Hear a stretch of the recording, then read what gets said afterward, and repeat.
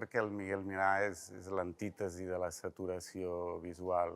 Justament és un disseny molt concís, molt senzill, molt simple, fet normalment amb materials naturals, que procura netejar l'ambient i l'espai de coses supèrflues i fa que realment et centris, si saps mirar, en allò que és essencial. I això, sobretot, és un disseny molt essencial, molt net, molt natural, i defuig aquesta contaminació, aquest enrariment ambiental, aquest bigarrament visual. El criteri per seleccionar les peces ha sigut el de plegar o arreplegar tantes peces com fos possible del Miguel Milà.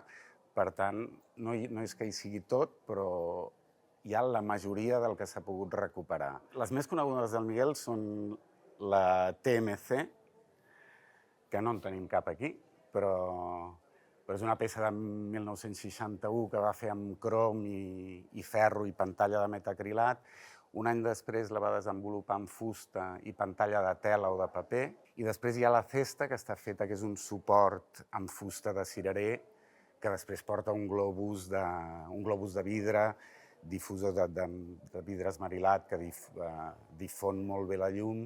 Aquests són els clàssics més coneguts d'ell. Després té molta altra cosa, però a més té sobretot moltíssim mobiliari urbà que qualsevol persona que es passegi per Barcelona potser no sabria que és de Miguel Milà, però que ens ha habilitat espais urbans, parcs, places, a tots nosaltres, a qualsevol barri. Des de ja la rehabilitació de la plaça Real a l'any 85, o sigui, abans de les Olimpiades.